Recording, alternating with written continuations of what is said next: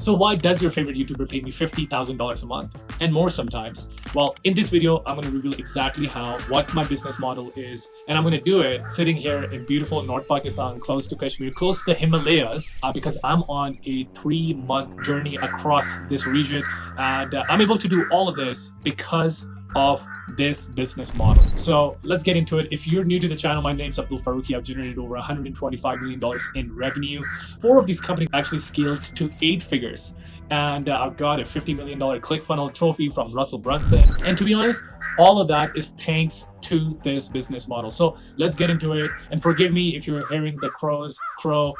There's a lot of nature, a lot of birds here. First and foremost, I just want to say I'm super passionate about this business model because before I was running a SMMA agency, Google AdWords agency, and I would make maybe anywhere from $2,000 to $5,000. I mean, I had a client that paid me $10K as well, but like a lot of $2,000 to $3,000 a month clients. And it wasn't until I just scrapped that business of mine and redid it that I started having success where I had clients with this new model paying me $50,000, $100,000 and more per month. So how does it work and why does it work? So first, let's talk about the market. All right. So what I bring to the table usually is I'm solving a big pain point for the creator market. So who are creators? Well, creators are YouTubers, Instagrammers, Twitter folks, basically influencers that are so good at getting attention, right? And I think a lot of people underestimate how much effort influencers actually have to do, how much effort creators actually have to put in to get attention. So getting attention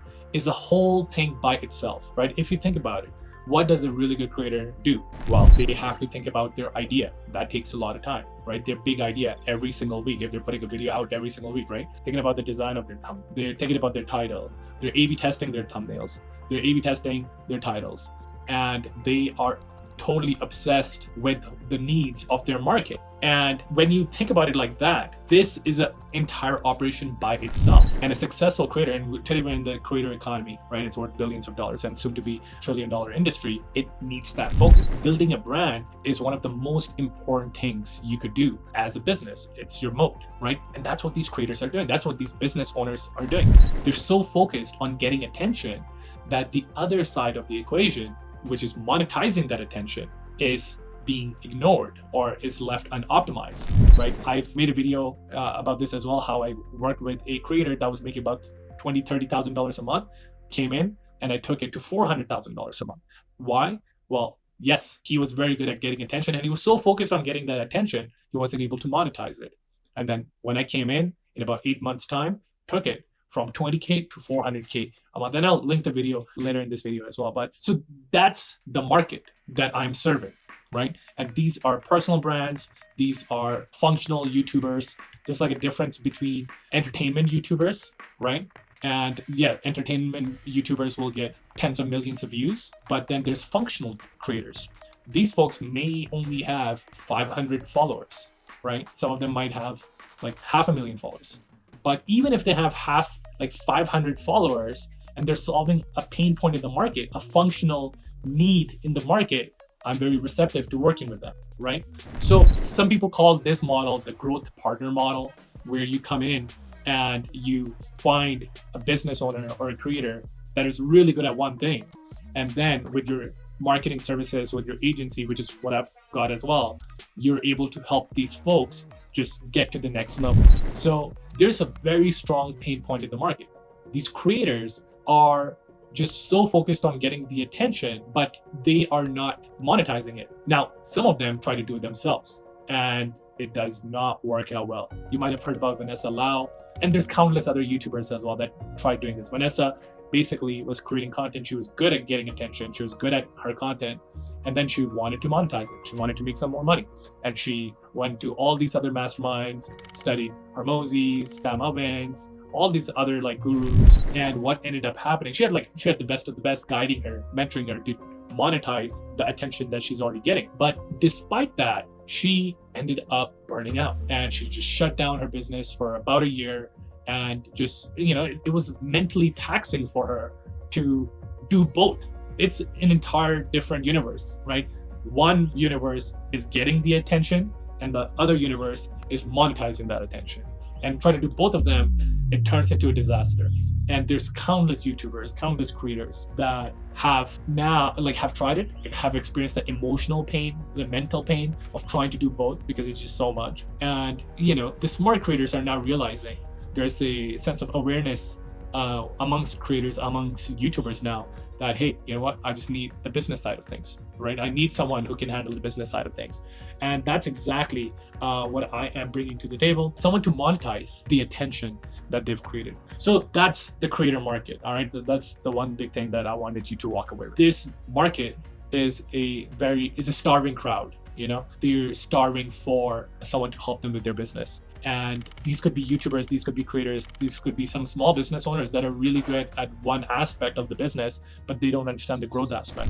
So I bring in the growth engine, and there's different ways of monetizing it, which I'll be getting to later. But let's talk about the monetization aspect now, because once you have this nailed, then it becomes very seamless to make multiple 5 figures, $20,000, $30,000, $50,000 a month from just one client. Now think about a traditional SMMA or a traditional marketing agency. You're getting clients that are paying you anywhere from $2,000 to $3,000 to $4,000 a month. And I had a client that was, God bless him, he paid me $500 a month. He was one of my first clients when I was getting started. He was a carpet cleaner. And he wanted to meet me every 2 weeks and share what I did for the $250 for those 2 weeks, and then he would give me a check for $250, and he would do that every 2 weeks. And I learned during that process as well. But just to go from one side of the spectrum of making $500 a month to $50,000 a month, it's possible when you don't have these geographical limitations. And that's what you get with these creators. That's what you get with people that are creating content, because they can have a carpet cleaner. He can only have customers in the 5 zip codes around him, right?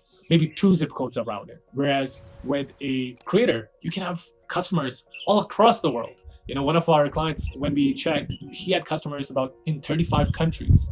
So it just opens up the market. So there's a strong demand amongst these YouTubers, amongst these creators, for a growth partner like you and I. And there's a demand for it. And all I do is I offer the supply, right? I'm there to supply what they're looking for. And those, I think, are the best businesses to be involved in. So let's get to the second aspect, which is the monetization of the creator audience. Okay. So as I go through this, you'll also understand why it's a whole thing by itself, right? So now when you have a creator that has an audience, we're talking about functional creators, not entertainment creators. Entertainment creators, they'll get a ton of views, they'll get millions of views, but it's very difficult to monetize that audience unless you're just like Mr. Beast, where you're getting hundreds of millions, if not billions of views. Then it doesn't matter. You could do a chocolate bar, you'll make money, right? So functional creators, let's say you talk about fitness, right? Or you're talking about keyboards, or you're talking about physiotherapy. You're a functional creator. You're helping your audience perform a function, right? If you're a real estate expert on YouTube, you're a functional creator. Now with functional creators, when you have an audience, now it's about, okay, how do I monetize in the best way possible, right?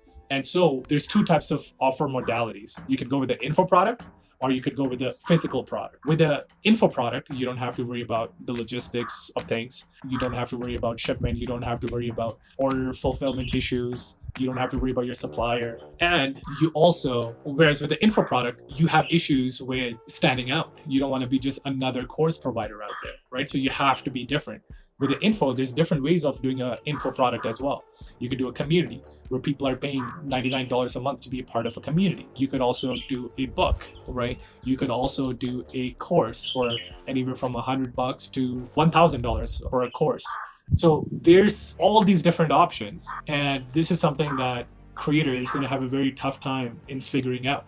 And you can have a combination of all of these. You can have some physical and you can have some info products. You also have to make the decision, are you going to make a cash flow business or are you going to make a equity business? There's these 2 types, right? Now, when it comes to cash flow businesses, right, there's a few different ways you can sell it. You can sell it through a VSL, you can sell it through a workshop, you can sell it through a quiz, you can sell it through a low ticket recurring offer. So when do all these make sense? Right? So when you have something of very high value, something which is very unique to sell, then a VSL makes sense, right? You're selling something from anywhere from $5,000 to $10,000. And if your team has a strong sales culture, then a VSL would work, a video sales letter, where someone would watch a video and then book a call and then sales team can sell. So VSL works for anything, anywhere from $5,000 to $15,000. If you don't have a strong sales team, then a workshop makes sense. So Google did the study and they discovered the 7-11-4 rule. They discovered that customers on average need to do 7 hours of research, have 11 touch points in 4 different locations before they are ready to buy. So a workshop works really well in fulfilling this, because with a workshop, you do a 3-day to 5-day workshop, and you are now having your customers come in every single day for at least 2 hours. If you do a 3-day workshop, that's 6 hours right there, and they've probably watched other content from you as well. So that's like 7 hours of content and 11 touch points. That's easy because they've read your emails, they maybe watch YouTube videos, and they're in the workshop in 4 different locations. They're showing up every single day, every different day. So the 7-11-4 rule works really well with the workshop, which is why you're finding more challenges, 3-day challenges, 5-day challenges out there on the internet as well, because now you're allowing the customers to understand you more and understand your product more. So that's a very good way of distribution of your product as well. Another is low ticket course or book. A book is a very strong piece, because with book you create so much authority, so much credibility. Now you have the person offline, right? They're not distracted by 100 different things. They're just focused on your book. And if they consume your book, now it's going to be much easier to have them consume a $10,000 or $20,000 program. So book is one of my favorites as well.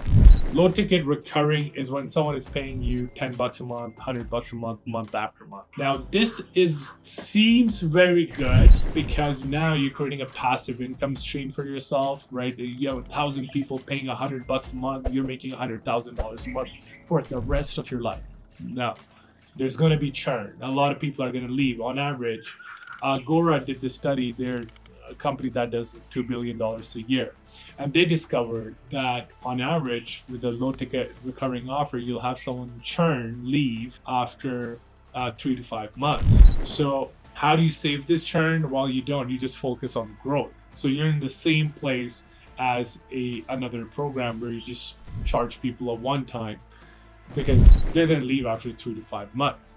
Now, there is an exception to the rule. It's when you can create a very strong community united by a sense of purpose. So a low ticket recurring makes sense, and I'm working on one of those, and I'll probably share that in a future video as well. So there's all these different ways. There's also quiz. A quiz offer is really good when your audience is very different. You have people with multiple avatars, and we did this with the fitness offer, because we had skinny fat people, we had people that were obese, we had people that were already fit but wanted to be more fit, we had women that were skinny fat, we had women that were obese, and we had women that had already been working out, they just wanted to be more fit as well.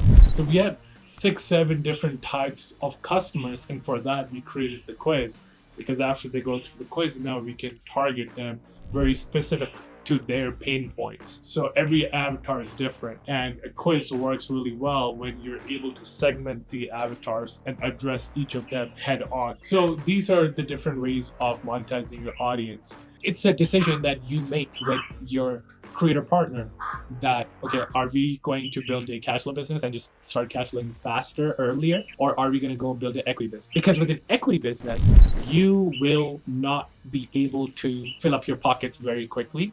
Not nearly as quickly as a cash flow business, because let's just say you have a functional creator that talks about keyboards, right? And the most logical thing is you launch a custom keyboard for your gaming audience, and you will get the keyboard at, let's say, $15. You sell it for $69, $100. Let's just say you sell it for $100. Then you have shipping costs, then you have refunds. then you have fulfillment issues. You'll end up making, let's say, $30 per sale. It's not bad. But when you sell a course or a digital program, you get $100 out of the $100. You don't get $30. So with a $100 program, now you have more money to spend towards advertising to get more sales and whatnot, cash flow. Whereas with the equity business, yeah, you might make $1 million a year net. Let's just say apples to apples, right? You'll have a option one cash flow business, let's say make $3 million a year. With the equity business, you might make, if you're lucky, let's just say for that same person, you'll make $1 million a year. Now, 3 million versus 1 million, that's the difference. And yes, you'll pocket this money, $3 million a year for, let's say, 2-3 years. Whereas over here, you build an equity business, you make $500,000 to $1 million a year. And then after 3 years of building that up, now you can sell the business at, let's say, a 4 times multiple. So if it's making $1 million a year, boom, after 3 years, you can make $4 million. So which one is better? Well, it depends on the creator, depends on the team, depends on the vision of the team, of the leader. But it's a decision you as, or like I as a growth partner am making when I'm working with these YouTubers and when I'm working with these experts. So now let's talk about the deal structuring of this type of business model. When you have a situation where, both parties need each other, the monetization expert needs a creator that's really good at getting attention, and the person getting attention needs someone who can focus on the monetization aspect. So there's an opportunity for a true win-win here. Now, there's different types of ways of structuring the deal.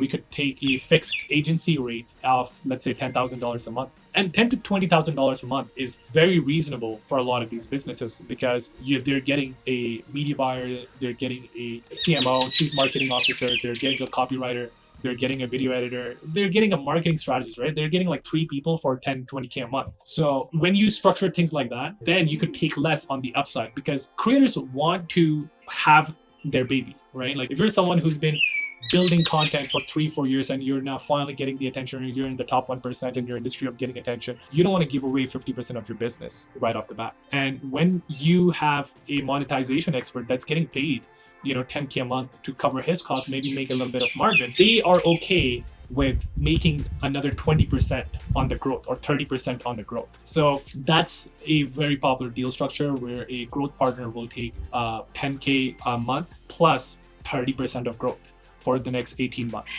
And then after 18 months, you can figure out how things are and just figure out like a recurring after that. But with this model, monetization expert has either a minority holding or doesn't really own the business much, but they get to cash flow quite a bit and they get to have a client. Another deal structure is when you take all the risk for the creator as well. And you put in your money, you put in your time, you put in your effort to making it work. And that's when a monetization expert can walk away with more than 20-30% of the growth. They can walk away with 50% of it. So with either of these models, you can very easily make $50,000 a month working with a YouTuber. I think now you're beginning to see how lucrative this model is, right? You have a starving crowd, a market that needs your growth services. You also have a win-win situation for both, right? And there's several ways of structuring the deal where you take less risk versus more risk, and your income is dependent upon how much risk you take. So I think now you're beginning to see how lucrative this market is and how much it's growing. This industry is going to be $1 trillion industry, and there's so many creators that need monetization, that need growth. And if you're a creator watching this, feel free to hit me up if you need help with growing. But if you are someone that is considering launching a growth partner agency, message me as well. And if there's enough demand, maybe I'll do a workshop, attention to monetization workshop. I've been thinking about this for a while. But yeah, I just want to see if it's something you guys want to do. I would love to do a full day breakdown on exactly how this business model works. But I think now you're beginning to see how lucrative this is. And there's actually a YouTube video I would like you to watch. This is the one where I scaled a fitness YouTuber from 20K to 400K a month in about 8 months. And you could see where it went wrong as well. I ended up getting scammed and I lost hundreds of thousands of dollars from that. But hey, it was a great lesson to learn, and you can learn it on my dollar instead. All right, great catching up with you guys this week. I'll see you guys on the next one. Take care.